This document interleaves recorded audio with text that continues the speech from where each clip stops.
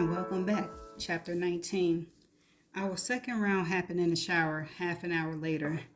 Our hands were all over each other, our mouths were one, and then he was inside me again. My palms flat against the shower wall as he thrust into me beneath the spray of the water. He pulled out and came on my back before washing me clean. We're in the bed again, but it's almost 3 in the morning, and I know he's going to go back to his room soon. I don't want him to. Being with him in this way is everything I imagined it would be, and somehow I feel okay being inside this house when I'm also wrapped in his arms. He makes me feel safe from the things he doesn't even realize are dangerous. He has me tucked against him, an arm wrapped around me as I lie against his chest. His fingers are tracing up and down my arm. We've been fighting sleep, asking each other's questions. The questions have taken a more personal turn because he just asked me what was my last relationship like. It was shallow. Why? I'm not sure it was even a relationship, I say. We defined it that way, but it only revolved around sex. We couldn't figure out how to fit into each other's life outside of the bedroom. How long did it last? A while. I lift up and look at him. It was with Corey, my agent. Jeremy fingers paused on my arm. The agent I met? Yes. And he's still your agent? He's a great agent. I lay my head back down on his chest, and Jeremy fingers resume their moving down my arm. That just made me a little jealous, he says. I laugh because I can feel him laughing. After it's quiet for a beat, I ask him a question I've been curious about. What was your relationship like with Verity? Jeremy signs and my head moves with his chest. Then he positions us so that I'm on the pillow and he's on his side, making eye contact with me. I'll answer your question, but I don't want you to think bad of me. I won't, I promise, shaking my head. I loved her. She was my wife, but sometimes I wasn't sure we really knew each other. We lived together, but it's as if our worlds weren't connected. He reaches up and touches my lip, tracing over them with the tip of his fingers. I was insanely attracted to her, which I'm sure you don't want to hear, but it's true. Our sex life was great, but the rest of it, I don't know. I felt like there was something missing in the beginning, but I stayed and I married her, and we started our family because I always believed that deeper connection was within reach. I thought I'd wake up one day and look her in the eyes, and then it would click, like that mythical puzzle piece had finally snapped into place. It's not lost on me that he mentioned loving her in past tense. Did you eventually find that connection? No, not like I had hoped, but I felt something close to it, a fleeting intensity that proved a deeper connection can exist. When was that? Several weeks ago, he said quietly, in a random coffee shop bathroom with a woman who wasn't my wife. He kisses me as soon as that sentence escapes him, like he doesn't want me to respond. Maybe he feels guilty for saying it, for momentarily feeling a connection with me after trying to feel that connection with his wife for so many years. Even if he doesn't want me to react to the admission, I feel something grow inside of me, like his words sink into me and expand in my chest. He pulls me against him and I close my eyes, tucking my head against his chest. We don't speak again before we fall asleep. I wake up about 2 hours later to his voice in my ear. Shit. He sits up. Most of the covers go with him. Shit. I rub my eyes as I roll onto my back. What is it? I didn't mean to fall asleep. He reaches to the floor and then begins pulling on his clothes. I can't be in here when crew wakes up.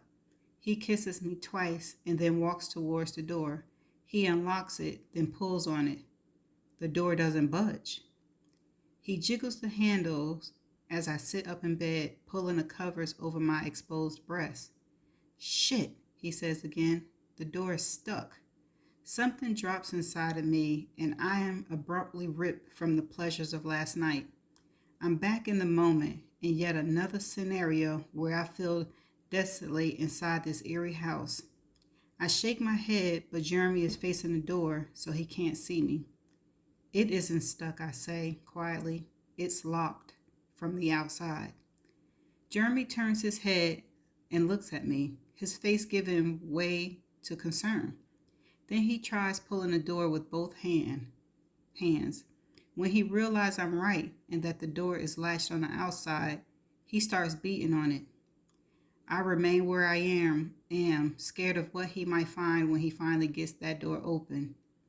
He tries everything to open it, but then he resorts to calling out crew name. Crew, Jeremy yells, beating on the bedroom door. What if she took him? I'm not sure we should have. She doesn't even like her kids, but she likes Jeremy, loves Jeremy. If she knew he was in this room with me last night, she'd probably take Crew out of spite. Jeremy's mind hasn't gone there yet. In his head, Crew is playing a prank on us, or the lock somehow accidentally latched itself when he closed the door last night.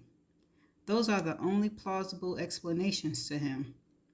Right now, he merely sounds annoyed, not at all concerned. Jeremy glances towards the alarm clock on the nightstand and then beats on the door again. Crew, open the door. He presses his forehead against it. April will be here soon, he says quietly. She can't find us in here tonight. That's where his head is? I'm thinking his wife kidnapped his son in the middle of the night and he's worried he's going to be caught fucking the house guest. Jeremy, what? He says, beating against the door again. I know you think it isn't plausible, but did you lock Verity's door last night? Jeremy's fist paws against the door. I can't remember, he says quietly. If by some bizarre chance it was Verity who locked us in here, Crew probably isn't here anymore. When he looks at me, his eyes are full of fear. Then, in one swift movement, he stalks around the bedroom and unlocks the window. He lifts it, but there are two panes of glass. The second one isn't giving way as easily as the first. Without hesitation, he reaches to the bed and pulls a pillowcase off of a pillow. He wraps his hand in the case, punches through the glass, kicks it, and then crawls out the window. Several seconds later, I hear him unlock the bedroom door as he passes it and heads for the stairs. He's already in Crew's bedroom before I make it out of the master. I hear him run across the hall to Verity's room. When he makes it back to the top of the stairs, my heart is in my throat. He shakes his head. He bends over, collapsing his knees out of breath. They're asleep. He squats as if his knees were going to give way, and he runs his hand through his hair.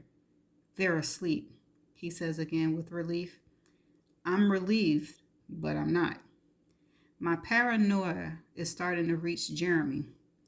I'm not doing him any favors by bringing up my concern.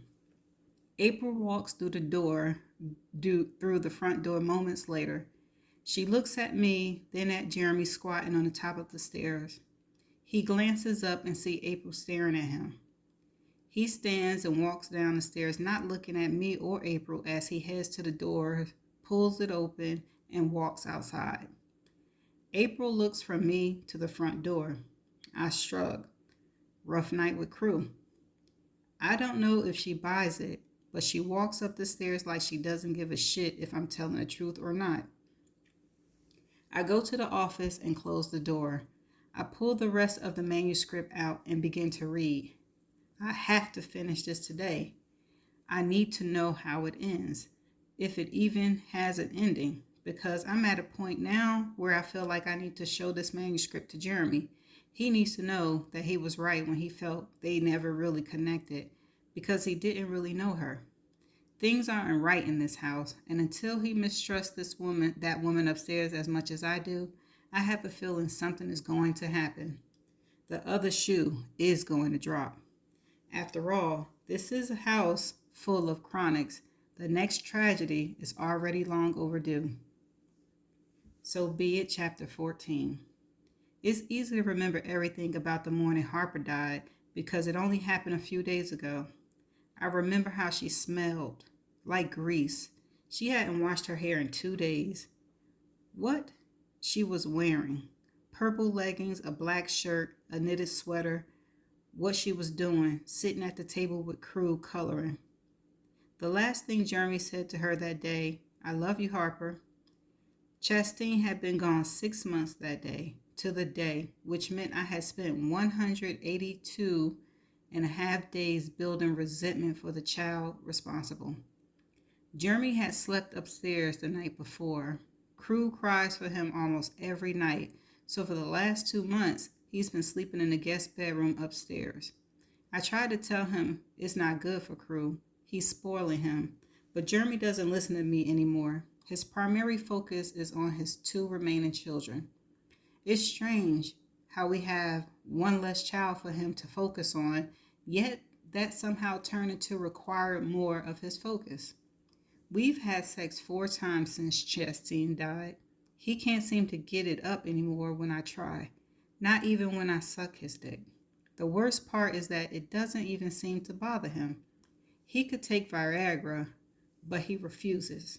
He says he just needs more time to adjust to the life without Chastine. Time? You know who didn't need time? Harper. She didn't even go through an adjustment period after Chastine's death. She never cried, not even a single tear. It's weird. It isn't normal. Even I cried. I guess it makes sense that Harper wouldn't cry. Guilt can do that to a person. Maybe guilt is why I'm writing it all down. Because Jeremy needs to know the truth. Someday, somehow, he'll find this, and then he'll realize how much I fucking loved him. Back to the day Harper got what was coming to her. I was standing in the kitchen watching her color. She was showing Crew how to color on top of another color to make it a third color. They were laughing. Crew's laugh was understandable, but Harper's inexcusable. I was tired of holding in my anger.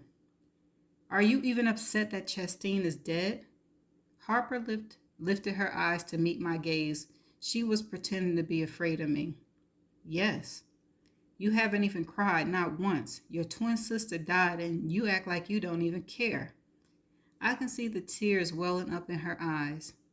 Funny how the kid Jeremy believes can't express emotion can bring on the tears when she's being called out.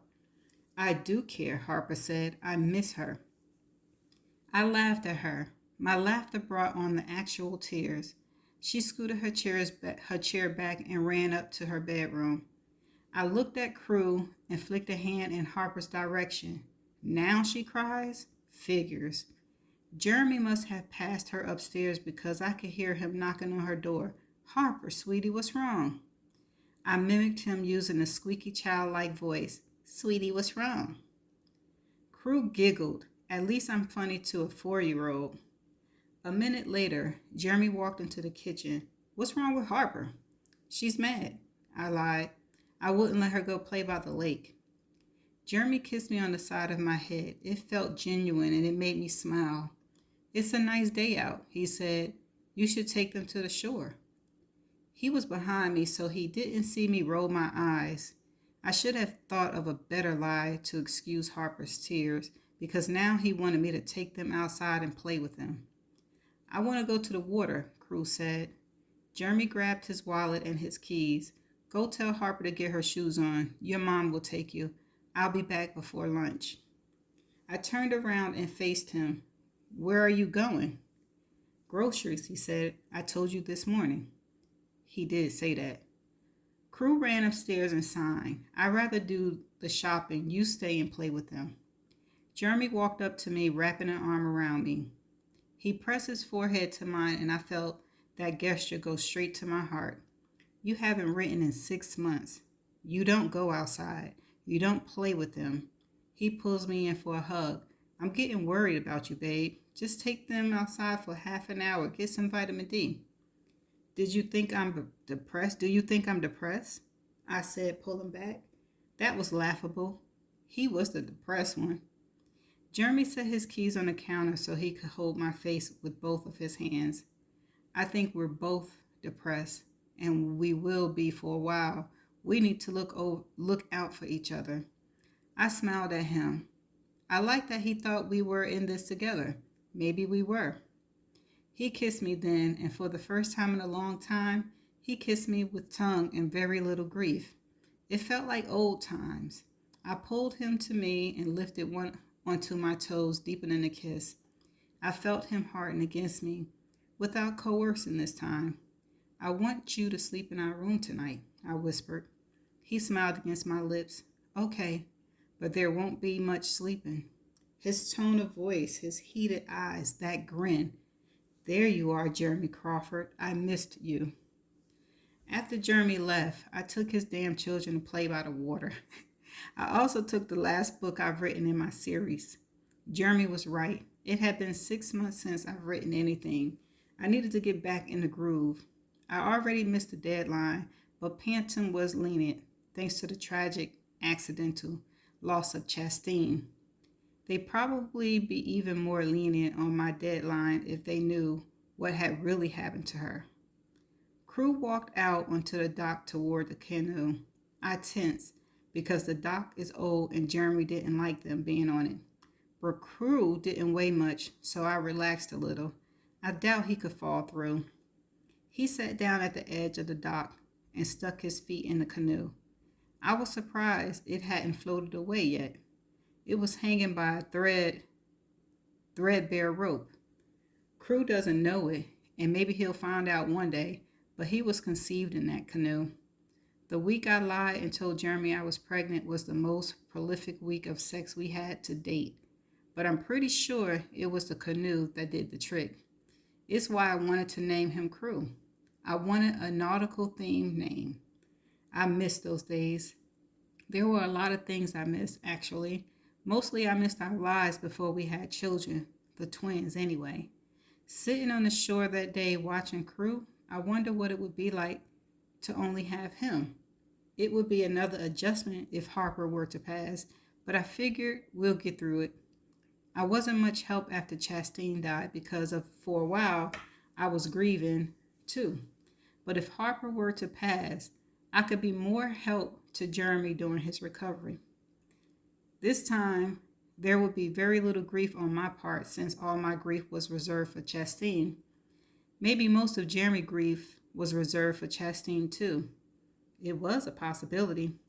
I used to assume that the individual deaths of a person's children would be equally difficult for them. Losing a second or even a third child would hurt just as much as the first experience. But that was before Jeremy and I lost Chastine. Her death made us swell with grief. It filled every crevice inside of us, every limb. If the canoe were to capsize with the children in it, if Harper were to drown, Jeremy might not have room for more grief. Maybe he was at full capacity. When you already lost one child, you might as well have lost them all. With no room for more grief and Harper no longer around, the three of us could become a perfect family. Harper. She was several feet from me playing in the sand. I stood up, wiped the back of my jeans. Come on, sweetie. Let's go for a ride in the canoe with your brother. Harper jumped up, unaware as she stepped onto the dock that she'd never know what the earth felt like beneath her feet again. Child. I get front, she said.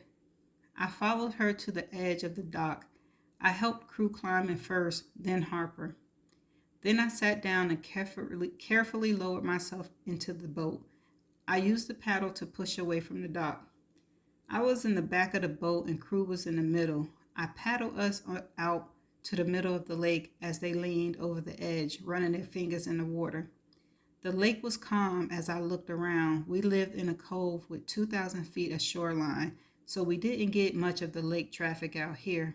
It was a quiet day. Harper sat up straight in the canoe, wiped her hands on her leggings. She turned around, her back to Crew and me. I leaned forward, close to Crew's ears. I covered his mouth with my hand. Crew, sweetie? Hold your breath. I gripped the edge of the canoe and leaned all my weight to the right. I heard a small yelp. I wasn't sure if it came from Crew or Harper, but after the yelp and the initial splash, I heard nothing, just pressure. The silence pressed against my ear as I kicked my arms and legs until I broke through the surface. I could hear splashing, Harper screams, Crew screams. I swam towards Crew and wrapped my arms around him. I looked towards the house, hoping I could make it back to shore with him. We were further out than I'd realized. I started swimming. Harper was screaming, splashing. I continued to swim. She continued to scream. Nothing. I heard another splash. More nothing. I kept swimming and refused to look back until I could feel the mud seeping between my toes. I gripped at the surface of the lake like it was a life vest. Crew was gasping and coughing, bobbing up and down, clinging to me. It was harder than I thought it would be to keep him afloat.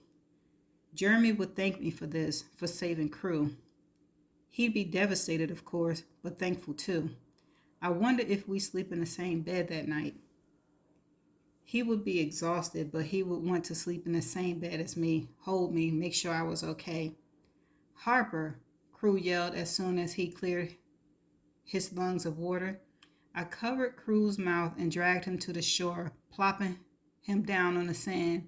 His eyes were wide with fear. Mommy, he cried, pointing behind me. Harper can't swim. Sand was all over me, stuck to my hands, my arms, my thighs. My lungs felt like fire. Crew tried to crawl back toward the water, but I pulled his hand and made him sit down. The ripples from the commotion of the water were still lapping at my toes. I looked out at the lake, but there was nothing. No screaming, no splashing. Crew was growing more and more hysterical. I tried to save her, I whispered. Mommy tried to save her. Go get her, he screamed, pointing out at the lake. I wondered then how it would look if he told anyone I didn't go back out into the water. Most mothers wouldn't leave the water until they found their child. I need to get back in the water. Crew, we need to save Harper. Do you remember how to use Mommy's phone to call Daddy? He nodded, wiping tears from his cheeks. Go to the house and call Daddy. Tell him Mommy is trying to save Harper and he needs to call the police. Okay, he said, running to the house. He was such a good brother. I was cold and out of breath, but I trudged back out to the lake. Harper, I said her name quietly, afraid if I called out loudly, she'd get a second wind and pop up out of the water. I took my time. I didn't want to go too far and risk touching her, bumping into her. What if there was still life in her and she clung to my shirt, tried to pull me under? I was afraid I needed to be out here when Jeremy showed up. I needed to be crying, cold, on the verge of hypothermia. Bonus points if I taken away. Bonus points if I was taken away in an ambulance. The canoe was upside down, closer inland than when it flipped. Jeremy and I had flipped the canoe a couple of times before, so I was aware there were air pockets when it was positioned like it was. What if Harper had swam to it? What if she had clung to it and was hiding under it, waiting to tell her daddy what I had done? I worked my way to the canoe. I moved carefully, not wanting to touch her. When I reached the capsized boat, I held my breath and went under the water. I popped up inside the canoe. Oh, thank God, I thought. She wasn't there. Thank God. Child, she crazy. I heard Crew calling my name from far away. I ducked under the boat and popped up outside the canoe. I screamed Harper's name, full of panic, like an actual devastated mother would. Harper! Daddy is coming, Crew yelled from the shore. I started screaming Harper's name even louder. The police would be here soon before Jeremy. Harper! I went under several times so that I'd be out of breath. I did that over and over until I could barely stay afloat. I screamed her name and didn't stop until a police officer was pulling me out of the water. I continued to scream her name, throwing in an occasional, my daughter and my baby girl. One person was in the water looking for her, then two, then three. Then I felt someone fly past me, onto the dock. He ran to the end and jumped in head first. When he popped up, I saw that it was Jeremy. I can't describe the look on his face as he yelled for her. It was a look of determination mixed with horror, mixed with psychosis. I was crying real tears at that point. I was hysterical. I wanted to smile at how appropriate hysterical I was, but I didn't because part of me knew I had messed up. I could see it in Jeremy's face. This one would be even harder for him to recover from than Chastain. I didn't anticipate that. She'd been underwater for over a half an hour when he finally found her. She was tangled in a fishing net. I couldn't tell if it was green, yellow from where I sat on the beach, but I remember Jeremy losing a yellow fishing net last year. What are the odds that I tipped the canoe in the exact spot it was tangled beneath the surface? Had the fishing net not been there, she probably would have made it to shore. After she was untangled, the men helped Jeremy lift her onto the dock. Jeremy tried to perform CPR until the paramedics made it to the edge of the docks, and even then, he wouldn't stop. He wouldn't stop until he had no choice. The dock began to cave in, and Jeremy rolled right off the edge of it, catching Harper in his arms. 3 other men remained on the dock, reaching for her body. I wonder if that moment would haunt him, having to catch his dead daughter's body as she fell on top of him in the water. Jeremy wouldn't let go of her. He found his footing in the water and carried her all the way to the shore. When he reached the sand, he collapsed, still holding her. He pressed his face into her sopping wet hair, and I heard him whisper to her, "I love you, Harper. I love you, Harper. I love you, Harper." He said it over and over as he held her. His sadness made me ache for him. I crawled to her, and I wrapped my arms around them both. "I tried to save her," I whispered. "I tried to save her." He wouldn't let go of Harper. The paramedics had to pry her from his arms. He left me there with crew while he climbed in the back of the ambulance. Jeremy didn't ask me what had happened. He didn't tell me he was leaving. He didn't look at me at all. His reaction wasn't quite what I had planned, but I realized he was in shock. He'd adjust. He just needed time. And that's the end of chapter 19. See you in the next chapter.